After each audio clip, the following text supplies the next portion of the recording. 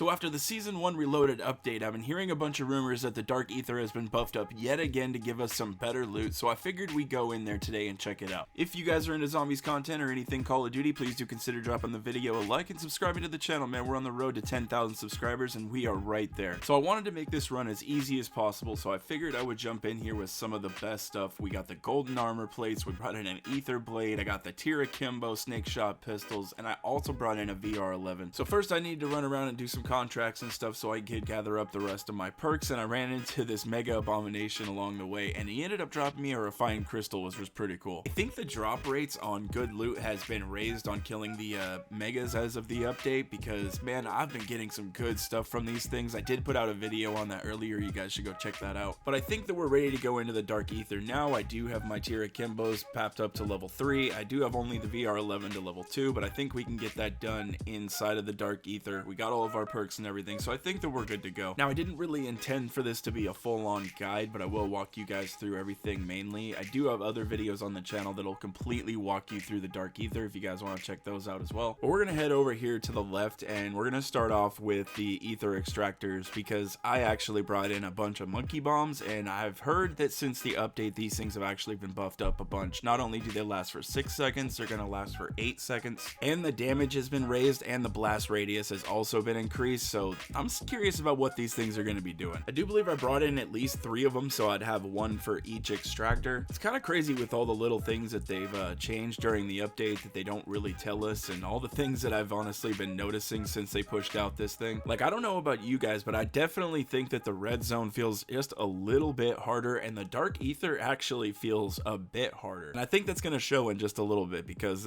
like this monkey bomb strat here actually worked really well. I think that this was a really good change during the update. I really like what they did with the monkey bombs. I did always feel like they were slightly underpowered, especially for being like such an iconic item and everything. I think that they should be really overpowered. Like, even if you had to make these things way rarer and harder to find, like, I would just appreciate that, like, if they were way more powerful. I think that would be cool. Yeah, we got the first ether extractor done, and we're going to be making our way over to the second one. And that's another thing, I don't know if you guys noticed, they actually moved the dog houses in like the 3rd tier zone. Well, not really moved them, but there's a couple more places where they're going to be spawning now, so it's not only in that same spot every single time. They also moved a couple of the contracts. Like, there's a couple other contracts like bounties and stuff like that that spawn up in the more barren part of the red zone map, where there's not really much of the buildings or anything, like up towards the north side of it, which I guess is something. I've been kind of wondering if they're going to do something with that side of the map, just because it's like a big empty space of land in the red zone. Doesn't really make much sense. Get this second one done here. Yeah, I've been really liking these monkey bombs a lot. And if you guys do follow exactly what I did right here, it makes it really easy for you guys to just climb to the top of the fortress and then drop on down to the 3rd one. Usually, since the zombies are all on me up here, there's not a lot of them that are already spawned down there on the 3rd ether extractor, but if there is, just have something saved up, like either a decoy or like I got here, I have a monkey bomb, or you could use like your field upgrade, like if you have the ether shroud or something like that. But after getting this 3rd one done here, we ended up getting a legendary ether tool, a dog bone, a self-res, and a perk, which is not bad at all. I will definitely take that for the first contract run in here. That legendary ether tool almost makes this run worth it to me. Now we're gonna head on down and grab the holdout mission bunny from the bus. If you guys need to know where anything is in the Dark Aether, I'm gonna put up a map on the screen right here, and if there's also gonna be a website that I'm gonna put down in the description. They're the ones that put together all of these maps. So big shout out to MWZHUB.gg. They are the ones that put together all of these interactive maps. If you guys want to know anything, like any of the Easter eggs or placement for anything in Modern Warfare Zombies or on Warzone, they are definitely a great place to go for all of that information, and I really think you guys should check it out. So starting the holdout mission, you know, I kind of figured like it was just any other day, you know, but this is kind of where I started, you know, to raise my suspicions that they might have changed a couple things, because I actually ended up going down in here. Now, it's not crazy that I went down. That happens all the time. I'm not 100% the greatest at this game,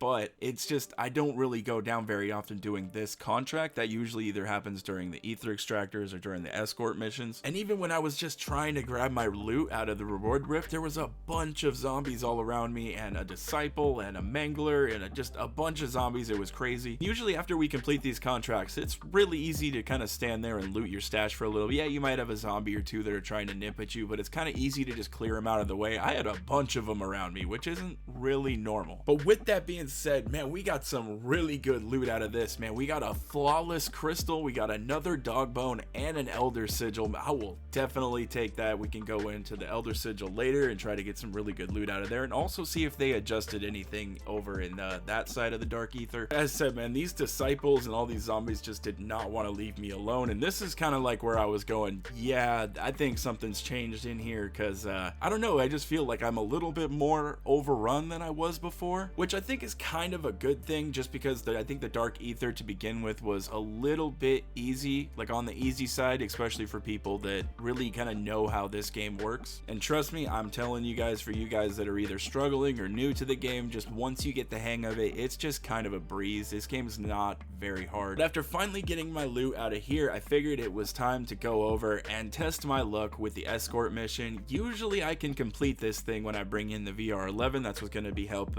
healing this thing. Then what do you know, as soon as I started the ACV, this mimic bit me in the face, and I thought he was going to throw me underneath the map for a second. When starting off, everything was normal and I thought it was going to go over okay, you know, I was dealing with the mimic that was behind me, and then all of a sudden I was like, man, this seems like a lot of zombies. I don't know if it was the VR11 that wasn't repairing the thing as much as it was before, or if the overabundance of zombies was taking down the health of this thing quicker, but yeah, ultimately this contract was failed, and I don't really feel too bad. I did notice a couple other content creators that failed trying to do this thing solo today too. I really do think that they buffed up the either the damage or just the sheer number of zombies that are here in the Dark Aether, or just everything that they're throwing at you, I think's been buffed up a little bit. But in return, from what I've seen so far, I do believe that the contracts in here have also been buffed up to give you some better loot, just from what I've gotten so far. Lastly, before we leave, we're going to take our chances on getting one of the wonder weapons. We're going to jump down here in this house and grab the key. Now this one is going to be for the barracks. It's going to be just next to the museum. I'm going to throw up the map here once again so you guys can see where all the keys are. But once we got inside, we ended up getting a scorcher case, so this was definitely worth it. I'm actually really happy to see this, because a bunch of times that I've done this recently, I've gotten a bunch of just ray guns and wonder wafts just again and again and again, so I'm really happy to finally see a scorcher case in here. It kind of got to the point where I was taking ray guns and wonder waft cases into matches and just dropping them for people because I didn't want to have them in my stash, and I'd rather do that than just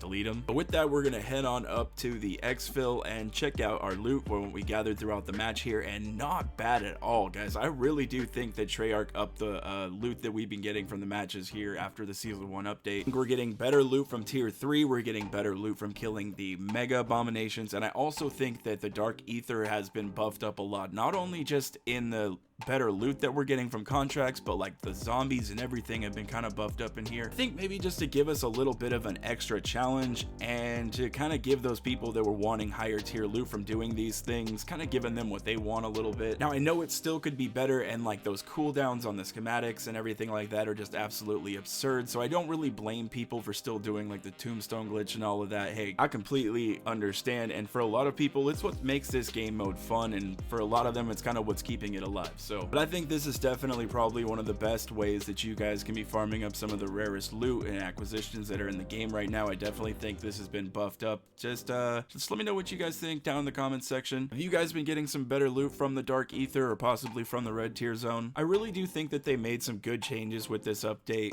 but then again, I think they also made some questionable ones like always. But that is going to wrap up the video. I appreciate everybody that stopped by today. Thank you again for all the support. Be sure to like the video if you guys enjoyed, and subscribe to the channel if anybody is new, and I will catch you in the next one.